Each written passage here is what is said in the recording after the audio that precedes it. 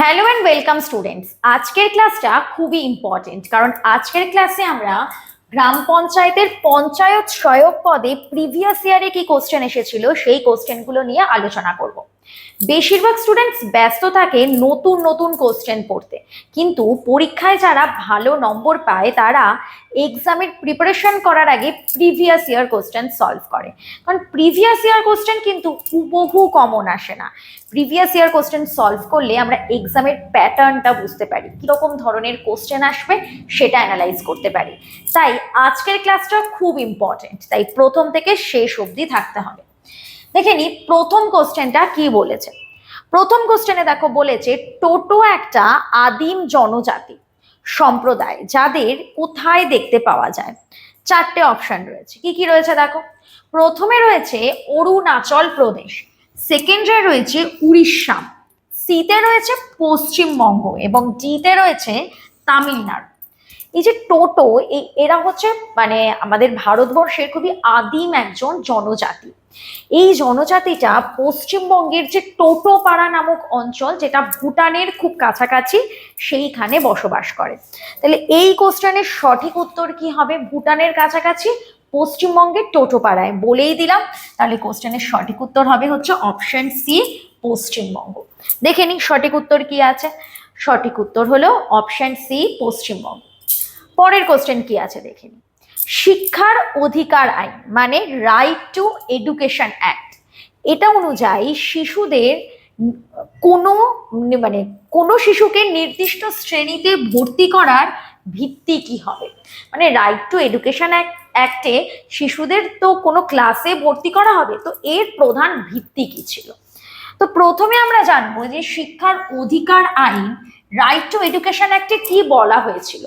বলা হয়েছিল 6 থেকে 14 বছর বয়সী সেই সমস্ত শিশুরা রয়েছে তাদের বিনামূল্যে শিক্ষা দেওয়া হবে, ঠিক আছে, এবং এই শিক্ষাটা কিন্তু বাধ্যতামূলক, বিনামূল্যে দেওয়া হবে।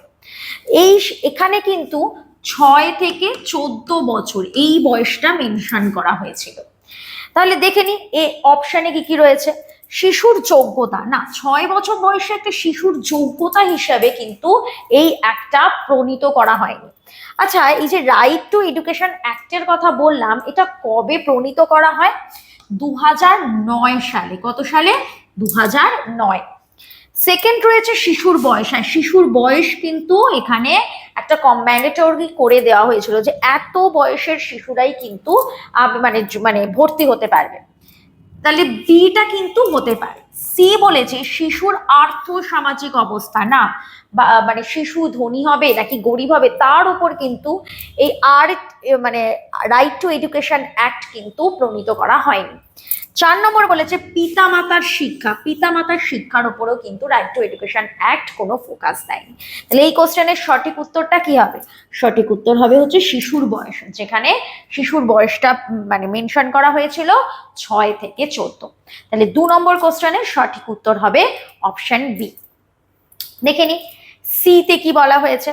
21শে জুন সম্প্রতি যে যোগ দিবস পালন করা হলো, 21শে জুন 2018 সালে পালিত চতুর্থ আন্তর্জাতিক যে যোগ দিবস পালন করা হয়েছিল তার থিম কি ছিল? মানে সেই 2018 সালে যোগা দিবসের মেন থিম কি ছিল?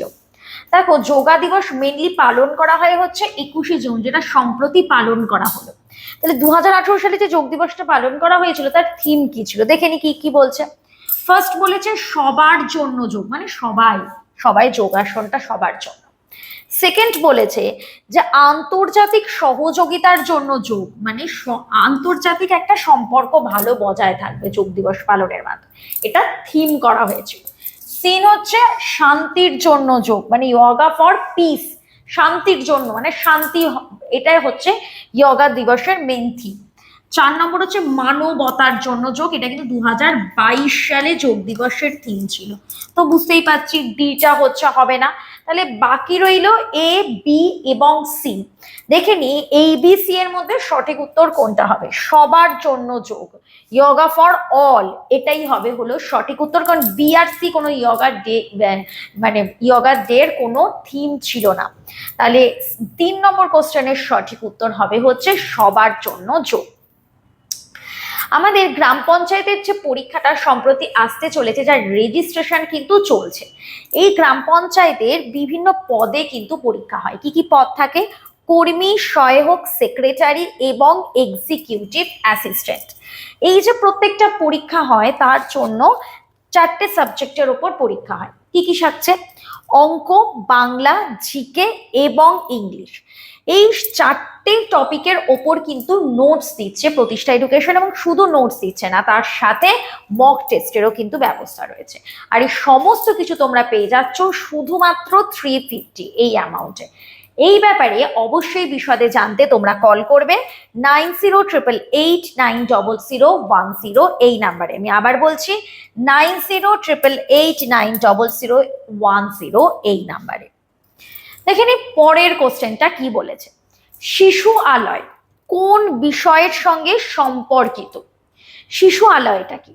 শিশু আলয় হচ্ছে শিশুর পুষ্টি, শিশুর স্বাস্থ্য এবং শিশুর যে প্রাইমারি যে টিচিংটা, এই সব কিছু কিন্তু এর মধ্যে অন্তর্ভুক্ত থাকবে। তো এই সমস্ত কিছু কোন বিষয়ের সাথে সম্পর্কিত? দেখো 4টে অপশন রয়েছে। শিশু আলয়ের মধ্যে আমরা পড়লাম স্বাস্থ্য পড়বে, শিক্ষা পড়বে এবং নিউট্রিশন মানে পুষ্টিও পড়বে। তাহলে শুধুমাত্র প্রাথমিক শিক্ষা তো শিশু আলয়ের মধ্যে পড়তে পারে না, তাহলে এটা কিন্তু হবে না। সেকেন্ড বলেছে দেখো আইসিডিএস, যার ফুল ফর্ম কি? Integrated child development service. এই আইসিডিএস এর মধ্যে কিন্তু শিশু আলয় পড়তে পারে, তাহলে এইটা কিন্তু সঠিক উত্তর হতে পারে। তাও আমরা সি এবং ডি এই দুটো অপশন দেখে নেব। সি বলেছে মাধ্যমিক শিক্ষা, যেটা ক্লাস 10-এর পর ওয়েস্ট বেঙ্গলের একটা পরীক্ষা হয় রাজ্য সরকারের, তো এইটা কিন্তু হবে না। শিশু শিক্ষা কেন্দ্র, যেটা প্রাইমারি টিচিং সেন্টারের কথা বলা হয়েছে, তো এইটাও কিন্তু হবে না। তাহলে সঠিক উত্তর কোনটা হবে? আইসিডিএস মানে ইন্টিগ্রেটেড চাইল্ড ডেভেলপমেন্ট সার্ভিস, যেটা শিশু আলয়ের সাথে যুক্ত। তাহলে দেখো 4 নম্বর কোশ্চেনের সঠিক উত্তর কিন্তু হয়ে গেল অপশন বি। পরের কোশ্চেনটা দেখো, খুব ইম্পর্টেন্ট একটা কোশ্চেন। কি বলেছে? পৃথিবীতে কোনোভাবে যদি বায়ুমণ্ডল না থাকতো তাহলে আকাশের রং কেমন দেখাতো? কি হতো পৃথিবীতে যদি বায়ুমণ্ডলই না থাকতো? বায়ুমণ্ডল অনেকটা কম্বলের মতন পৃথিবীকে ঘিরে রেখেছে। ঠিক যেমন আমাদের ঠান্ডা লাগলে আমরা তার চারিদিকে কম্বল গায়ে দিয়ে শুই, আমাদের ঠান্ডাটা না লাগে, ঠিক তেমনি পৃথিবীর চারিদিকে অ্যাটমসফিয়ার একটা কম্বলের আবরণের মতন রয়েছে। তাহলে কোনোভাবে যদি অ্যাটমসফিয়ার থাকতো না তাহলে আকাশের রংটা কি হতো? সূর্যের রং বেসিক্যালি হচ্ছে সাদা। এই সাদা রংটা 7টা কালারে ভাগ হয়ে গেছে। সে কালারটা কি? যেটাকে আমি ইংলিশে বলি ভিভগড় আর বাংলায় বলি বেনিয়া সহকলা। এই যে বেনিয়া সহকলা বললাম, এর মধ্যে নীল রঙের তরঙ্গ দৈর্ঘ্য হয় খুব কম, ফলে এটা খুব মানে বেশি দূর স্ক্যাটার ছড়িয়ে যায়। এই কারণে আকাশের রংটা আমরা দেখতে পাই হচ্ছে নীল। যদি বায়ুমণ্ডল না থাকতো তাহলে সূর্যের আলো ডিরেক্ট, কোনো বায়ুমণ্ডলের দরকার হতো না, ডিরেক্ট পৃথিবীতে ঢুকতো, তখন কি হতো? মহাকাশের মতন পৃথিবীর আকাশের রঙও কি দেখাতো? কালো দেখাতো। তাহলে কি কারণে? সূর্যের এই বায়ুমণ্ডলের কারণেই কিন্তু আমাদের আকাশের রংটা মানে পৃথিবীর আকাশের রংটা কি দেখায়? নীল দেখায়। এরকমই যদি গ্রাম পঞ্চায়েতের তোমরা টপিক ওয়াইজ নোটস পেতে চাও তাহলে অবশ্যই কমেন্টসে লেখো টপিক ওয়াইজ নোটস। তাহলে এই কোশ্চেনের সঠিক উত্তর কোনটা হবে? এই কোশ্চেনের সঠিক উত্তর হবে হচ্ছে 5-এর কোশ্চেনের সঠিক উত্তর কি হবে? নীল। পৃথিবীর বায়ুমণ্ডল না থাকলে আকাশের রং কেমন দেখাতো? কি হবে? অপশন ডি, ডি হবে হচ্ছে সঠিক উত্তর। কারণ কি হচ্ছে? সূর্যের থেকে যে সাদা রং ডিরেক্টলি কোথায় পৌঁছতো? পৃথিবীতে এসে পৌঁছতো, এবং তাহলে বায়ুমণ্ডল না থাকার ফলে আকাশের রংটা কি হয়ে যেত? কালো হয়ে যেত। তাহলে দেখো অপশন ডি হচ্ছে সঠিক উত্তর। কোশ্চেনটা হচ্ছে সিঙ্গালীলা জাতীয় উদ্যান পশ্চিমবঙ্গের কোন জেলায় অবস্থিত? জাতীয় উদ্যান মানে যেখানে এমন কিছু পশু পাখি সংরক্ষণ করা হয় যেটা ভবিষ্যতে লুপ্ত হয়ে যেতে পারে। তাহলে জাতীয় উদ্যান হচ্ছে কি ধরনের কনজারভেশন? মানে ধরো কোনো একটা জঙ্গলে খুব ভালো মানে পশু মানে খুব অল্প পরিমাণে সিংহ পাওয়া যাচ্ছে, কিন্তু সেটাকে যদি আমি সংরক্ষণ না করি সেটা ভবিষ্যতে লুপ্ত হয়ে যেতে পারে। তাহলে তাকে তার হ্যাবিটেটে রেখে যদি সংরক্ষণ করা হয় সেই ধরনের সংরক্ষণকে আমরা বলি ইন সিটু কনজারভেশন, ঠিক আছে? তাহলে ন্যাশনাল পার্ক কিন্তু ইন সিটু কনজারভেশনের আন্ডারে পড়ছে। তাহলে দেখো সিঙ্গালীলা জাতীয় উদ্যান পশ্চিমবঙ্গের কোন জেলায় অবস্থিত? চারটে অপশন রয়েছে। কি কি রয়েছে? দার্জিলিং, আলিপুরদুয়ার, কোচবিহার এবং রয়েছে উত্তর দিনাজপুর। সঠিক উত্তর কোনটা হবে? দেখো দার্জিলিং এ সিঙ্গালীলা জাতীয় উদ্যান রয়েছে, আলিপুরদুয়ারে রয়েছে বক্সা জাতীয় উদ্যান, কোচবিহার এবং উত্তর দিনাজপুরে কোনো জাতীয় উদ্যান নেই। তাহলে সঠিক উত্তর কোনটা হবে? সঠিক উত্তর হবে 6 এ। ঠিক আছে, এরপর চলে আসছি আমরা পরের কোশ্চেনে। বলছে ওজোন স্তর, এই ওজোন স্তর ক্ষয়ের কারণ মানে কার কারণে ক্ষয় ঘটে? মানে ওজোন স্তর যে ক্ষয় হয়ে যাচ্ছে এটা কিসের কারণে ঘটে? ওজোন স্তর থাকে কোন লেয়ারে বায়ুমণ্ডলে? সেটা হচ্ছে স্ট্র্যাটোস্ফিয়ার। ওজোন স্তর স্ট্র্যাটোস্ফিয়ার এই লেয়ারে থাকে, কিন্তু ওজোন স্তর বিভিন্ন কারণে ক্ষয় হয়ে যাচ্ছে। তাহলে আমরা দেখি কি কারণে ক্ষয় হচ্ছে। দেখো নাইট্রাস অক্সাইড যেটা একটা গ্রিন হাউস গ্যাস, যেটা ওজোন স্তর ক্ষয়ের প্রধান কারণ নয়।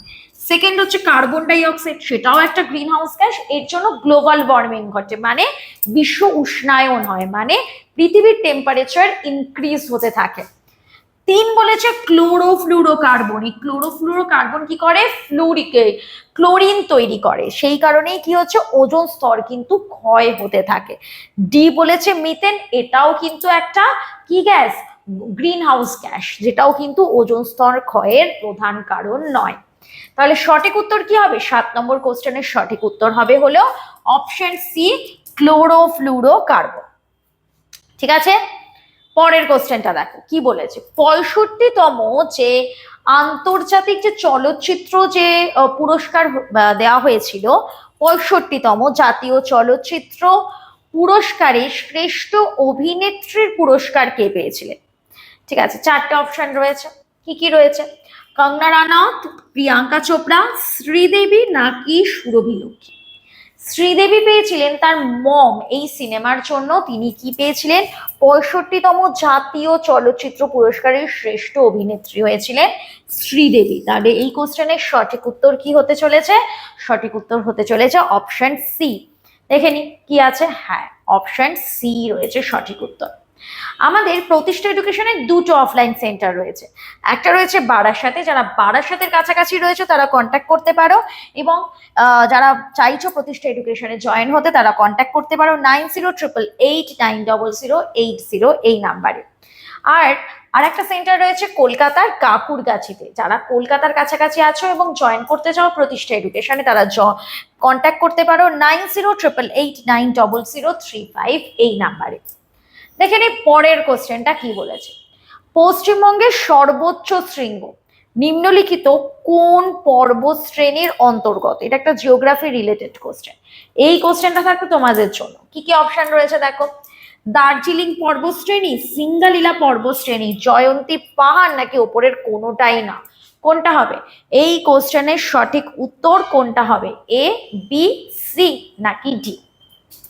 তোমরা লিখবে 9 নম্বর কোশ্চেনের সঠিক উত্তর কি, অ্যান্সার না দেখে করার চেষ্টা করবে। ঠিক আছে, পরের কোশ্চেনটা দেখো কি বলেছে। দেশবন্ধু এই উপাধিটা কার? দেখে নি কি কি রয়েছে। দেশবন্ধু মানে এটা মানে এটা নামটা শুনেই তুমি বুঝতে পারছো যে স্বাধীনতা সংগ্রামে যার একটা খুব ভালো ভূমিকা ছিল। দেখো বি আর আম্বেদকর, তিনি ভারতরত্ন উপাধি পেয়েছিলেন, এবং তার সাথে বি আর আম্বেদকরের নাম আমরা জানি কারণ তিনি সংবিধান রচনা করেছিলেন। সেকেন্ড বলেছে দেখো বিসি পাল, যিনি কিন্তু ওই লালবাল পাল যে চরমপন্থী নরমপন্থী যে আমরা হিস্ট্রিতে পড়েছিলাম তার সাথে কিন্তু এই নামটা জড়িত। 3 নম্বর বলেছে সি আর দাস, 3 নম্বরে বলেছে হলো সি আর দাস। আর ডিতে বলেছে সুরেন্দ্রনাথ ব্যানার্জি। এ আর বি তো হবে না, বুঝতেই পারছো, সুরেন্দ্রনাথ ব্যানার্জি। আর সিতে রয়েছে সি আর দাস। দেশবন্ধু উপাধিটা পেয়েছিলেন চিত্তরঞ্জন দাস। তাহলে দেখো এখানে সি আর দাস বলতে চিত্তরঞ্জন দাসের কথাই বলা হয়েছে। তাহলে এই কোশ্চেনের সঠিক উত্তর কি হবে? Option C. আমরা দেখে নিই 10এর কোশ্চেনের সঠিক উত্তর রয়েছে অপশন সি।